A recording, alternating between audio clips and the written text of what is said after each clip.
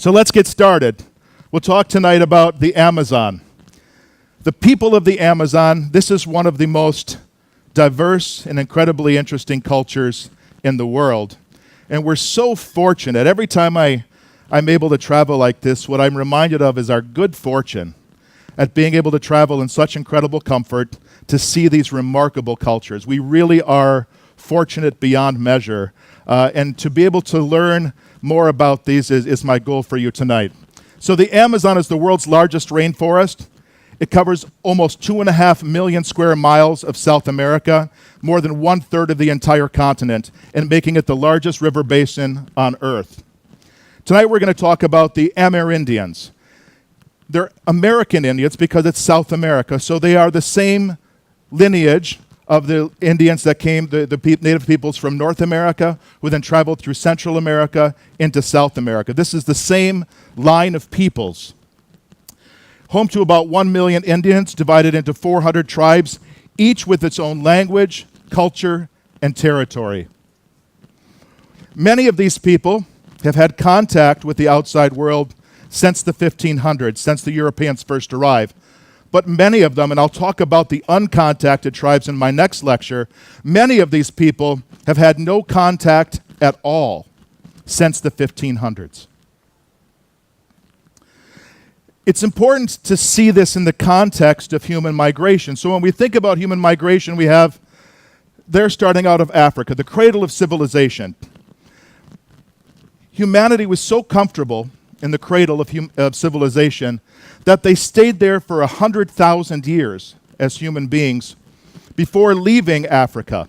So you can see that in the corner there with Africa, you have 200,000 years, and it was only 100,000 years before they crossed over into the Sinai Peninsula and then went into Europe and across into India and to Asia and then up into the Arctic Circle.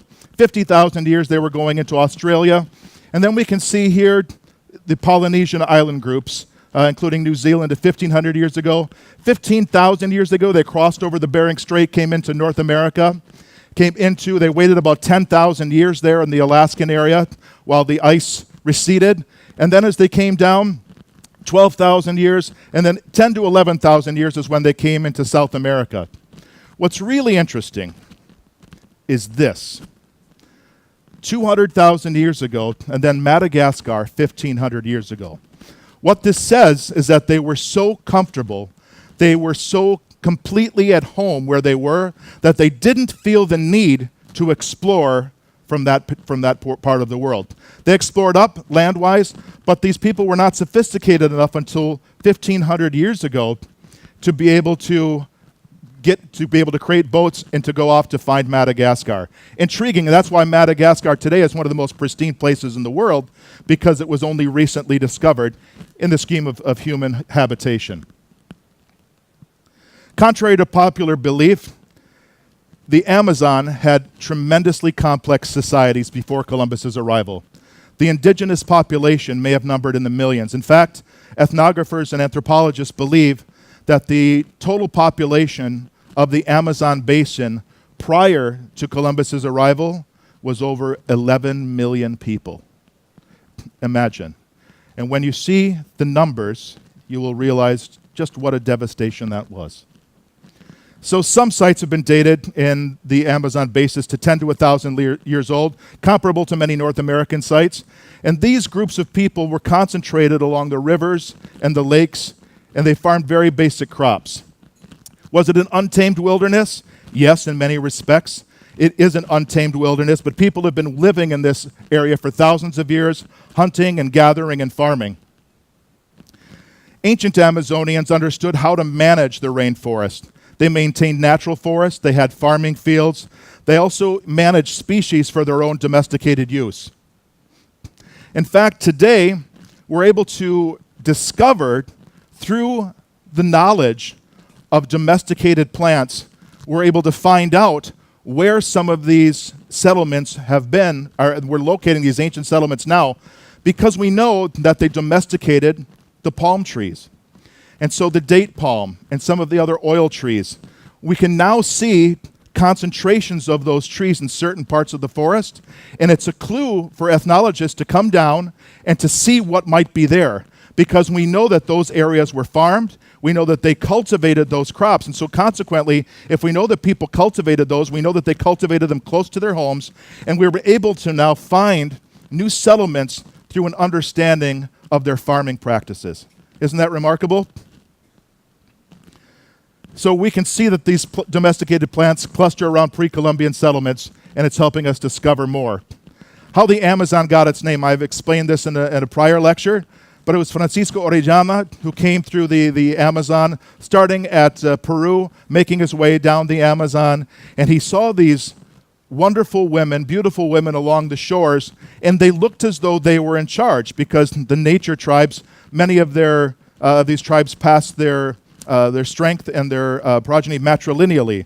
So society is patriarchal, but nature is matrilineal. And so when he saw these women along the shores of the river, he named them after the powerful women of Greek mythology, the Amazons. Orellana noted that there were a number of really very sophisticated tribes along the riverbanks. However, he noticed that they were also in decline, that by the time of his arrival, these tribes were already severely in decline from the diseases. By the time the settlers began to further explore the Amazon in the 1600s, much of the Amazon, those 11 million people, it appeared completely uninhabited. And if you know anything about the rainforest and the way these people live, if they've been gone for about 5 years, it appears as though they never were. They live so lightly on the land that their houses would simply have been absorbed back into the environment, covered by the detritus from the trees, would have been broken down by nature itself, and there would have been no record of those people. So it would have appeared that they were walking into pristine rainforest when they first came through. The native peoples barely survived European colonization. They were almost decimated by brutality, slavery, violence, disease, and genocide. When the first colonists arrived in 1500, as I mentioned, there was almost 11 million Indians living in about 2,000 tribes. In the following centuries, almost all of these people were wiped out, 90%. Only 10% remained within 100 years. By the 1950s, the population had dropped to 200,000 on average, and this is remarkable to consider. It's estimated that one tribe became extinct every year over the last century. Thanks to protective legislation, the current native tribal population is estimated at about 1 million. Now, as you take a look at these kids, aren't they beautiful? Is there anything that strikes you as odd about this picture? Do you notice the haircut of the boy in the center? Do you notice how the other boys don't have that part shaved? That little boy is a troublemaker. And his father, as part of their societal, they live in large groups of people, so to mark him and to let people know that he needs to be watched carefully, they shave a part of the center of their head so that everyone knows that this is the troublemaker. And he knows it too. So all of his friends, you can see he's the cluster. They're all gathered around the little troublemaker. It's no different in the Amazon than it is anywhere else in the world. And so, but these are wonderful examples of these little boys who paint their face every single day to show their mood. I'll show you towards the end of the lecture face painting and the importance of face paintings in these societies. But these little boys, you can tell how happy they are to have their picture taken. From an anthropological perspective, the Amazon basin is very interesting because it's marked by a triple absent. They had no faith, the people had no law, and they had no king, to our knowledge. And as anthropologists, we mark civilization by whether or not they are engaged in an active faith, religions, if they have laws, and if they have any hierarchical structure. And the people of the Amazons lacked all three of those. For anthropologists, this could mean only one thing: complete chaos. So we're still struggling to come to terms with how to envision the people of Amazon. We understand a great deal more about them now, but there's still many of these cultures that we've had almost no contact with at all. So the question becomes, what kind of existence is possible outside of religion, outside of laws, and outside of the state? And the answer is very simple. It's probably the best possible life. These Indians, these American Indians, have no law, they have no religion, they have no state. They have a simple lifestyle, strong kinship. They have a simple faith across all of their cultures. And they have chiefs who serve the people. Can you imagine? Such a concept that the chiefs actually do serve the people. It's not a concept of service that is cerebral. It's an actual practice. In these societies, chiefs do not make the decisions. The decisions are held in open-air discussions where every person is allowed to voice their opinion, and every person has an equal say to the chief. The chief's role is to guide and to direct activity according to the will of the people.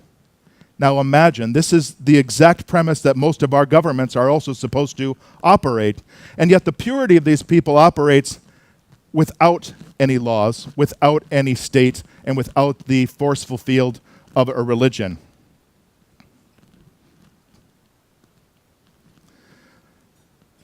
These cultures are diverse in culture, language, and heritage. There's approximately 180 different languages, so any attempt to try to speak with these people is often met with great frustration because you can be talking with one tribe, and a tribe that might be only 20 kilometers away has a completely different dialect. So you need to engage one of the other tribes to talk with them because they understand, but for the Portuguese native-speaking people of Brazil, it's very difficult to understand these native peoples. Housing. We'll see some examples of housing with the Yanomami people very shortly, but most of these structures are bamboo, covered in banana or palm leaves and straw. They're meant to be very simple houses because many of these people live a very nomadic lifestyle.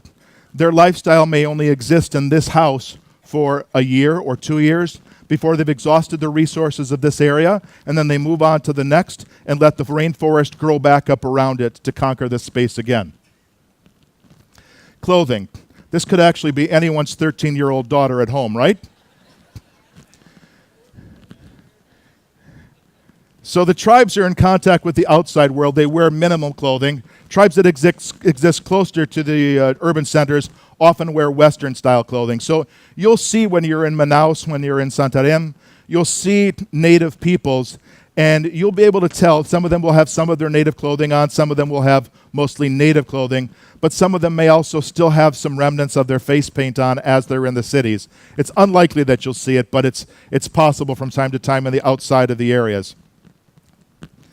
The uncontacted tribes live almost completely naked, although more and more we're seeing the influence of our cultures into even these uncontacted tribes. Sustenance. Some of the indigenous tribes still hunt and fish, and they have extensive knowledge of the rainforest. How would you like to pull up one of those fish, right? Amazing. As they move on, as they deplete the resources of the land, they move on to the next area. And like us, they use pots and pans of metal and everyday utensils to do their cooking. Many native tribes live along the rivers, and they develop regular farms with basic crops like manioc, corns, beans, bananas. Nearly all of the tribes cultivate their own foods. A number of the tribes are also hunting tribes, but even the tribes that hunt rely on hunting very little as a food source. Usually a family has 2 gardens, and then they have a larger plantation. So you'll have the garden that's close to the house that would have their basic fruits and vegetables that they would eat on a daily basis. And then when they would have their cultivation crops like corn and soy and other types of products that they would grow on maybe a 1 or 2 hectare plot close to their home, but that might also be blended with a community field. They also hunt and fish using plant-based poisons to stun the fish. Some of them use blowguns, some of them use shotguns, darts tipped with curare. So this is an actual tribal member shooting with a dual-tipped spear, fishing in the waters of the Amazon, a tributary of the Amazon, actually. Only few of the Amazonian tribes are nomadic. They tend to live very deep in the forest. They grow some crops, but they rely mostly on hunting and gathering for their sustenance. And this is actually an uncontacted tribe that this photo was taken as a plane crossed overhead to take pictures of these people. And you can see how little they want to do with us. Some native groups make handicrafts to sell. Other people bring crops to the market. They bring food and wares. This is how they make their living today, to be able to supply themselves with the goods necessary for life. Healthcare and expectancy. Today, most of the native tribes have access to Western healthcare. The tribes that are closest to the main cities have access to good quality care, but those tribes that live quite a distance away, that have to travel sometimes for days and weeks to be able to reach these tribes, they often have no access to health care at all. And many of these people now still have a very short life expectancy. Some of these outer tribes, the life expectancy is literally 50% of our current life expectancy. Some of these tribes only live to be 35 and 40, the elders living maybe into their 50s. Whereas the ones that have access to health care closer to the cities of Manaus, Belém, Santarém, they can live into their 60s and 70s, some even into their 80s.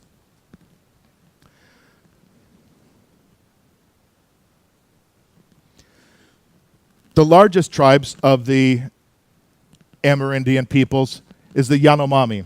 This is the most isolated and yet largest, it's relatively isolated, but one of the largest tribes in all of South America. Their total population stands at about 35,000. And what you'll see here are these ornamentations that these children have. These are pieces of twigs that are pushed through their nose, and they continue to grow those as they get older, so that by the time that they're adults, they will be relatively large pieces of decorative wood that will be through their nose. And then they will also create holes here and on their chin, and they'll continue to add to those depending on the cult that they follow. So I'll show you in a little bit that some of these people who follow the cult of the puma will actually start to create holes in their face so that they can put these pieces of wood in to make themselves look like whiskers from the puma. And you'll be amazed at some of the ornamentations that these people implement.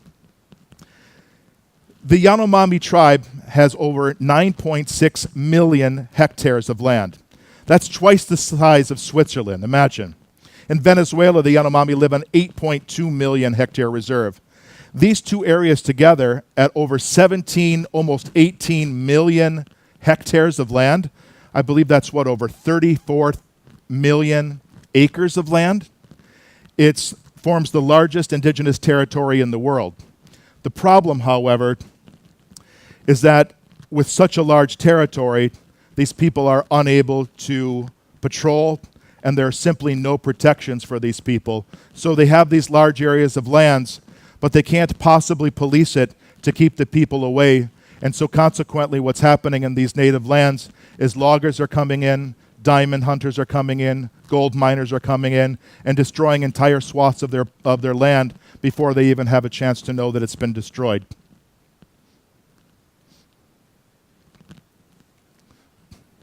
Lifestyle. This is actually one of the Yanomami's homes. It's called a Yano. It houses up to 400 people in a single home. The central area, right in the middle, is used for games. It's used for events, for ceremonies. Obviously, this is also meant to protect themselves, almost like one of the, I'm trying to think, when they would go out west. What is the name of that? Thank you, the wagon circles. They would have these. This is the same sort of a concept. And I'll show you here that these people all live with 400 or more people living under the same roof, and how they live is remarkable. Each one of the families has their own hearths. So they each have their own fire, they each maintain their own food and their own foodstuffs, but it's completely open. So they're able to see everyone's business, they're able to see exactly what's going on, and it's this community that if someone's fire goes out, you bring fire from the next, so there's always a fire burning, and they're always helping each other to live. They believe in equality among people. Each community is independent, and they do not recognize chiefs in this community. Decisions are made by consensus, frequently after a debate where everyone has a right to say. Like most Amazonian tribes, tasks are divided between the sexes. Men do the hunting and often do the fishing as well. and women are responsible for much of the gathering. Although hunting only accounts for about 10% of their food supply, men consider this so important that almost all of their skills, almost all of their focal point as a society is focused on the initiation rites of young men becoming men and learning how to hunt and to fish. And the meat is greatly prized by everyone, obviously. Interestingly, no hunter ever eats the meat of the prey he has killed.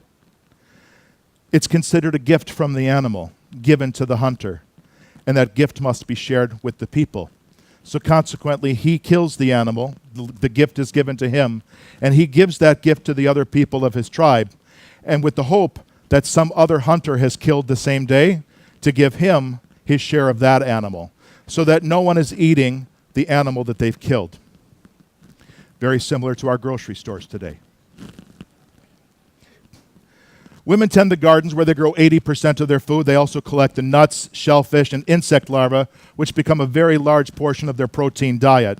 They also harvest 15 different kinds of honey, which is very prized, obviously, for its sweetness, but is a sweetener within their drinks, and they also use it to cure some of their meats. Both men and women fish using poison and communal fishing trips. I'll show you in a little bit, and then in the next lecture as well, how they do this fishing. But you can see here, these little boys can't be older than 4 or 5 years old. Look at the blades that they're carrying. Look at the other boy towards the front and the spear that he's carrying. These children learn how to deal with blades and knives and instruments for hunting at a very early age. And this, you can see that the waters here are very chalky colored. What they do is they take different vines and roots and they smash them. And then they take all of those pieces and they put those pieces in the water and they mix it up. And what it does is it eliminates the oxygen in the water, and so it effectively poisons these fish. The fish float to the top, and then they come in and they gather with their baskets all of the fish. So they don't have to hunt with fishing poles, or they don't have to fish with fishing poles. They come in, and they do it by effectively short-term poisoning the water. I won't take too much time with this because, largely because I don't find it interesting. I could have made something up. I decided not to.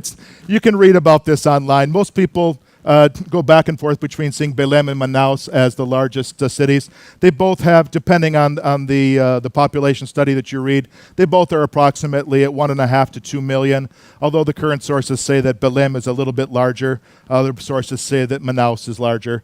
One way or another, this gives you an idea of the population centers in the Amazon. Roughly, Belém and Manaus are equal at about 2 million people. While almost no tribes live in their fully traditional ways, there are several groups that remain living in voluntary isolation. These uncontacted tribes live primarily in Brazil and Peru. That will be the focus of my next lecture, where I'll go into details of these uncontacted peoples. How, you say? I'll find my ways. Indigenous groups living in voluntary isolation of the Amazon. You can see here that Bolivia has about 2,000 indigenous groups. Only 6 to 10 of them are uncontacted. Brazil has about 2,200, with about almost 80 of these groups living in voluntary isolation. Now keep in mind, these aren't groups of people who have decided, hey, you know what? I really just want to be coy. I don't want to live among people. These are people who have learned over the years to avoid contact with the civilized world. It's in their best interest, and it's recently that they've also determined that the government has determined that it's in their best interest as well. And it's now official policy of the government of Brazil to leave the uncontacted peoples alone and to not continue to try to contact them. The indigenous population has a large swath of land in Brazil.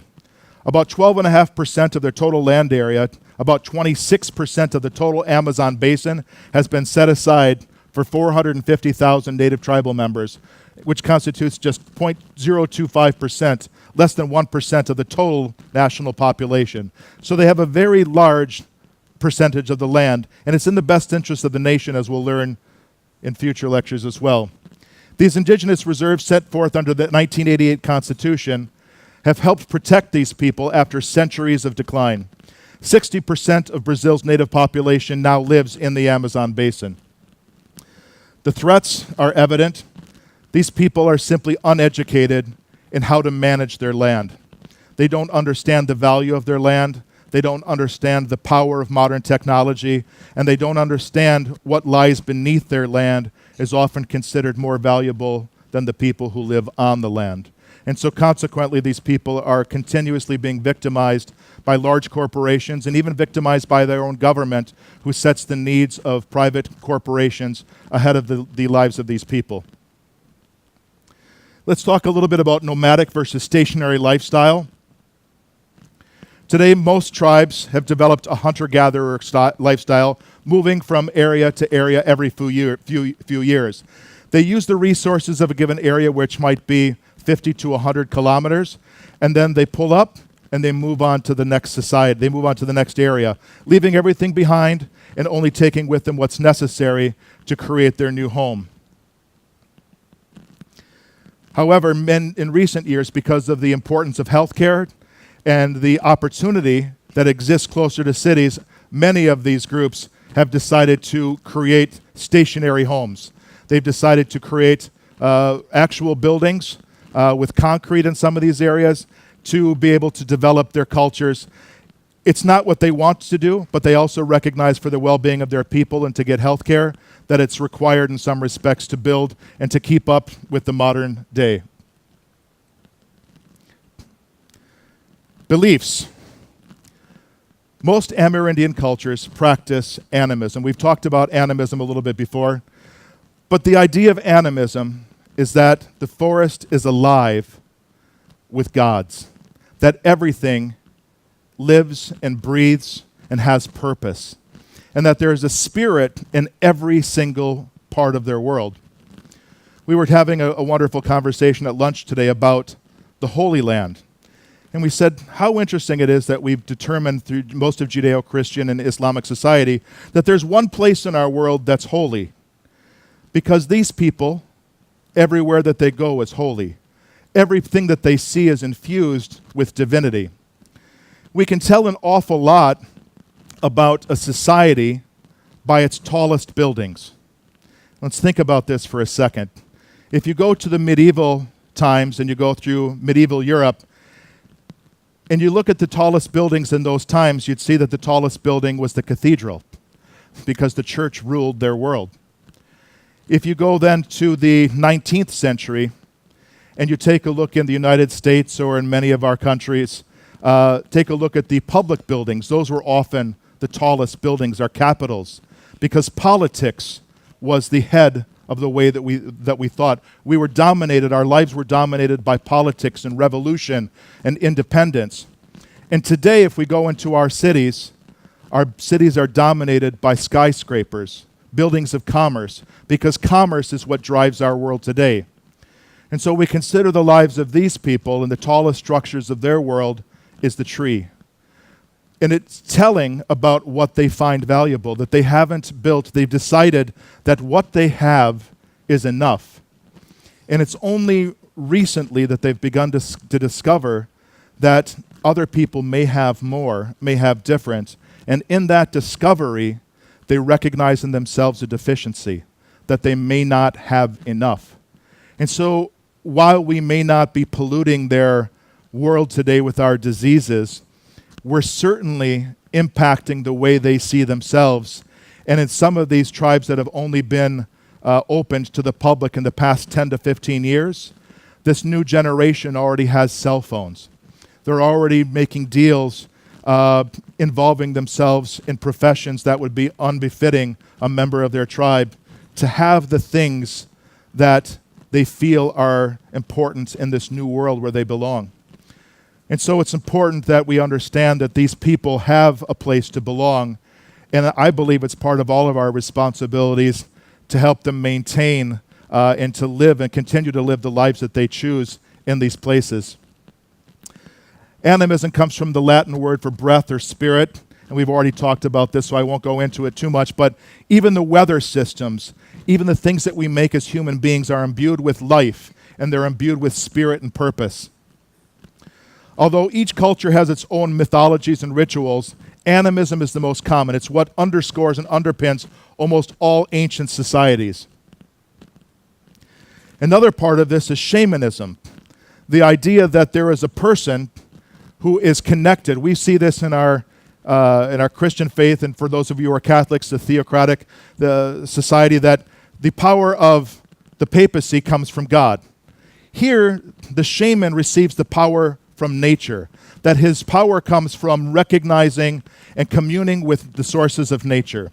And these spirits that are all around him are both good and bad. So it almost reflects more of the Greek idea, the Greek ideal of gods, that gods are both good and bad, and that the forces of nature are also both good and bad. This man is whacked out on drugs. It is a hallucinogenic Yacona powder that he's put into his water, and during this process, he's able to commune with the spirits, he's able to talk with the spirits, and he's able to receive powers for himself, and he's also able to cause trouble in the lives of other people who he may not like. So he's able to gain control over these spirits, and it's thought that by taking these hallucinogenic medications that he's able to certainly power and wield that power against other people in his tribe. Rituals. In the depths of the jungle, many of these tribes still have very traditional rituals. They've largely been undisturbed by outsiders for many, many years, and these rituals continue even today. I'm going to show you a video in a couple of minutes that is remarkable, but this is the Satare Mawe tribe. There's about 10,000 members of this tribe, and they live in almost complete seclusion with very little outside members. They have people who come into the tribe a few times of the year to update them on what's happening in the world, to update them on the status of their lands, on political repercussions. But for the most part, these people live without contact in the outside world.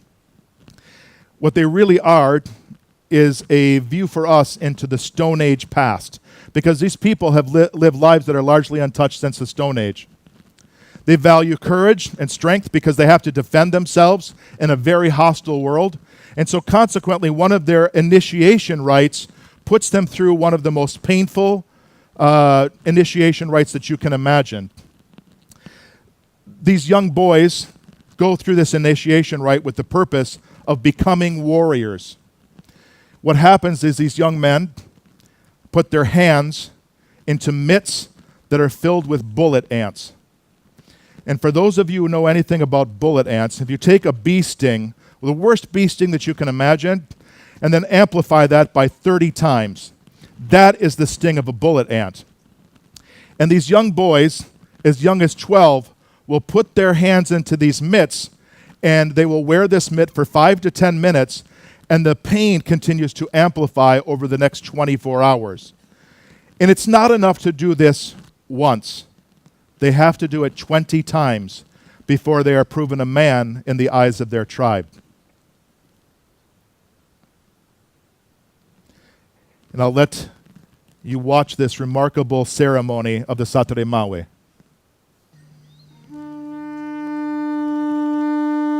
In the remote Amazonian village of Inhubei, the moan of the horns means a grueling initiation is about to begin. Several times a year, the Satare Mawe Indians hold a painful 11-hour ritual in which boys as young as 12 must stick their hands into a pair of specially made gloves, each one infested with a swarm of angry, stinging jungle carnivores, giant tropical bullet ants. No initiate can be considered a true Indian, a warrior, until he has worn the gloves not just once, but 20 times. This afternoon, Ted Beltrow will wear the ant gloves for the first time, with 19 more to come. People say that I don't have the courage to do it. I have, and I will do it. The men face the prospect of getting stung even before the ritual starts, when they head off to capture the ants. A stab from this predator's abdominal spear is 30 times worse than a bee sting. The tribe's medicine man drugs the ants by soaking them in an herbal solution. But their stupor will only last long enough for them to be thrust one by one, stinger first, into the gloves. According to the Satare Mawe legend, These menaces provide the perfect test of one's worthiness to take on adult roles. In less than an hour, the ants are awake. Trapped in the woven mitt, they writhe in angry desperation. They're ready to be inserted into the ceremonial gloves. One by one, each young man steps up to the sacred pole and submits his hands to the swarm. Their agony is unmistakable. To help distract them, the medicine man leads them in a dance around the pole. To be seen as a true tribal warrior, each must endure the ant's punishment for more than 10 minutes. With each sting, the bullet ant's neurotoxic venom attacks the nerves, causing paralysis and terrible pain. And this is only the beginning. Once the gloves are off, the stinging and burning will only grow more excruciating.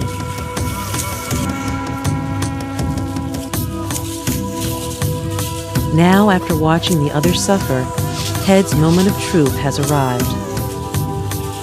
Unfazed, he keeps dancing, while all around him the others succumb to the poison. Slowly, the neurotoxic venom is turning their hands into swollen, simmering, paralyzed stumps. Finally, the gloves come off and Ted remains standing. My body feels like a motor that's heating up. If you throw water here, a lot of smoke will come out. It takes 24 hours for the toxins to dissipate completely. As the chief sees it, the ritual not only marks the initiate's entrance into adulthood, it makes them better men. If you live your life without suffering anything, or without any kind of effort, it won't be worth anything to you. Despite his long hours of agony, Ted has promised the chief he will wear the gloves 19 more times, until he becomes a true adult in the eyes of the tribe.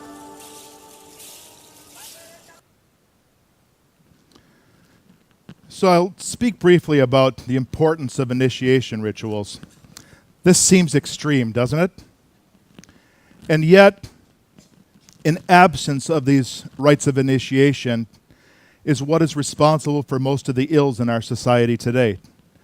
We have become a society, anthropologists would look at this and say, we have lost touch with our connection to these sacred rites and rituals that bound most of our ancient faiths and societies. These kids used to be very clear about their path and direction. A boy at a certain age was brought in to be a member of the tribe through a ritual. This happened in almost every religion as well. Judaism has the bar mitzvah and the bat mitzvah. Catholicism has the rite of confirmation. We used to have in the United States Boy Scouts, but many of these rites of initiation have long been gone. Our societies now have very high divorce rates. 51% of families in the United States are now single-family homes. And so this passing down of rites and rituals is no longer a part of who we are as a society. And so children are left to determine for themselves, when is it that I become a man or a woman? When do I begin? And what is expected of me in this next stage of my life? And we failed our kids to give them that kind of guidance and direction.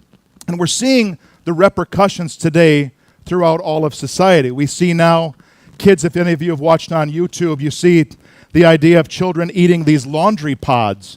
They're eating now pods from Tide detergent and making themselves physically sick. Children are dying. Another trend is that children are burning themselves on top of electric stoves. The idea of tattoos, this in and of itself today is reminiscent of a past when tattoos were given when one marked a rite of initiation into a Polynesian tribe.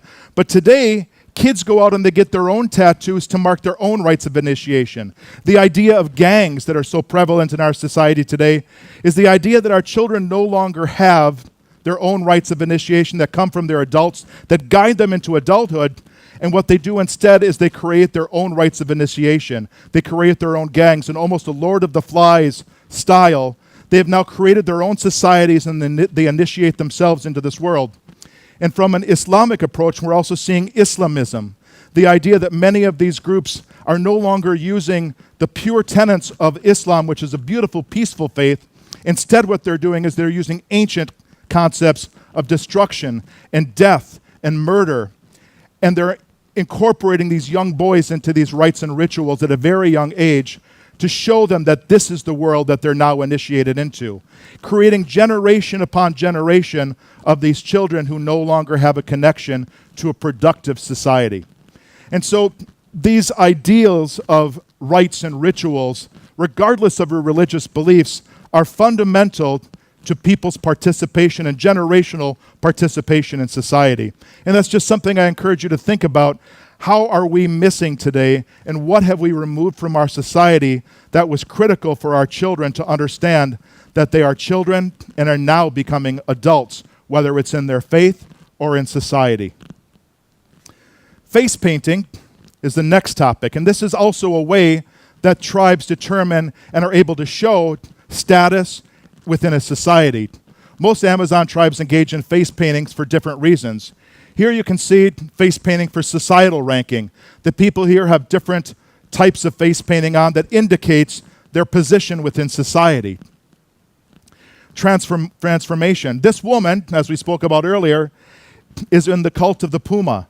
Her goal is to look like this puma, and what she does is she prays, she looks like this puma, and ideally she becomes this puma. She incorporates the spirits. We're used to thinking as mankind as the top of the food chain, right? That we have been given dominion by our God through the Judeo-Christian Bible, that we have been given domination and dominion over the natural world. These people have no such belief. As a matter of fact, it goes just the opposite. These people, when they see a puma, don't think that they're smarter than the puma. They think that the puma is a better hunter and can run faster. When they see a bird in the sky, it's not something to necessarily shoot down or to think that they're smarter than the bird. They know that that bird can fly like the gods, and they can't. They see a dolphin swimming in the water, and they don't think that they're smarter than the dolphin. They understand that that dolphin can swim faster than they can. So they see that these animals have traits that the gods have. And so they reenact through face painting and through decoration and ornamentation in a way that makes them accept and plead for the attributes of these animals.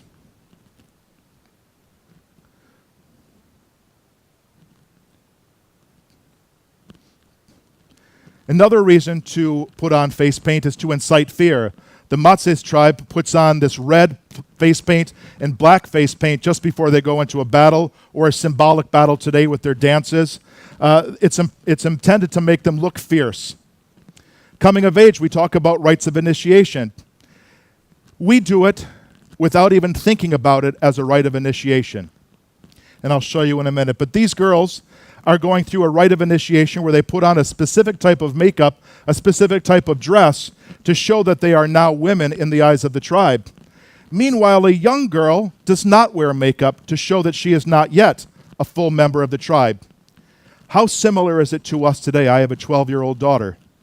Only recently has she been able to start wearing makeup, and only on limited occasions. And it used to be, I would imagine that most of you are the same way, that your parents told you that it was inappropriate for you to wear makeup until you reached a certain age. That was our society saying to us that you have not yet reached the age of reason to wear makeup that's going to put you into an adult situation. And that's what these tribes are doing as well. It's this knowledge that's been passed down through generations that's the same. And yet today we're out of step with that. And what's happening is because we've become out of step with that, we're going to realize the repercussions of becoming out of step with these societal norms. Today, children who are much too young look like adult women. And we see young boys taking on the roles of men because there's no father figure in their home, taking on the role of protector, carrying a gun, joining gangs as a sign of protecting his family and his neighborhood. And these children are the last remnants of a pure world that still follows the cultural mores that bind us to the paths of our myths. In war, many of these children rely on face paints as a means of distinguishing them in battle. You can see here how these pieces of twigs are bigger now. As they get older, they continue to make larger and larger holes. This Yanomami tribe is also known for their facial paintings and everyday paint. They paint their face in times of war, but they also show this black color to show their fierceness. For ceremonies, anytime that there's going to be a special ceremony, they also dress and they have special headdresses. Now you can take a look at some of these headdresses, and many of them are illegal now because the feathers come from endangered bird species. To reflect the mood, these children just decided in their particular tribe that they were going to paint their faces this way because that's the mood that they feel. So they're allowed to paint it in certain ways, the boys are, the girls are not, to show their mood. And so if they're upset, if they're angry, or if they're happy, they paint their faces with colors and with motifs that show the people of their tribe how they're feeling that day. And now we'll talk about cannibalism. Marvin Harris argued in his 1977 book, I believe falsely and incorrectly, that cannibalism was a source of protein for many of these tribes. I would argue quite differently that cannibalism is not so much the focus of people getting protein. There's plenty of sources of protein in the forest, plenty of sources of meat. That the idea for many of these tribes is that they practice peaceful, cannibalistic mortuary rituals. And we'll talk about endocannibalism versus exocannibalism. Endocannibalism is the eating of inside members of the society. So in this case, these would be people that you know, your family members, and you would eat them after their death. Exocannibalism is the eating of people who wander into your territory or who do not belong there, or simply they're warring with them, and so they would kill them as they would kill any other animal of prey. This is quite interesting. Michael Rockefeller, the son of Nelson Rockefeller, fell victim to exocannibalism when he was in the rainforest searching for tribal art. He wandered into the wrong tribe at the wrong time and was killed and eaten as an animal. The idea of funerary cannibalism is supported by the Wari tribe, and this is quite interesting. When a member of the Wari family passes away, they generally will eat the person. They'll first invite all of their friends and family from the surrounding area, and then by the time that the funeral takes place, maybe a day or two later, the body has already begun to putrefy, right?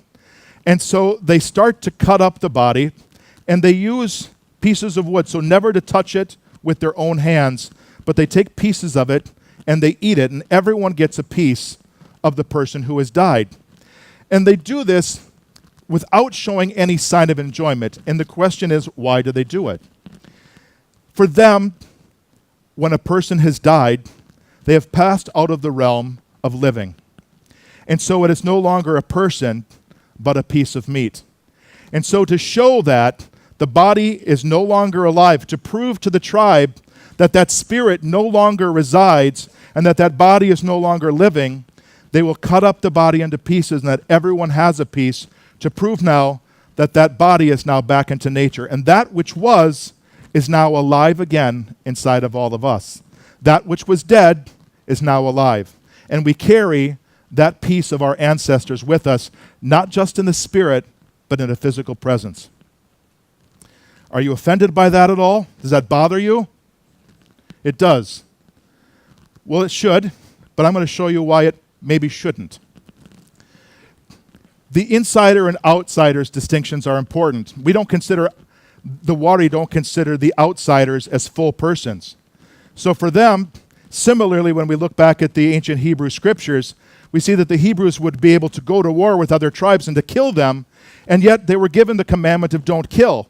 But because they were not members of the Hebrew tribe, they were not considered as human members. They were not considered members of their tribe, and so it was okay to kill them.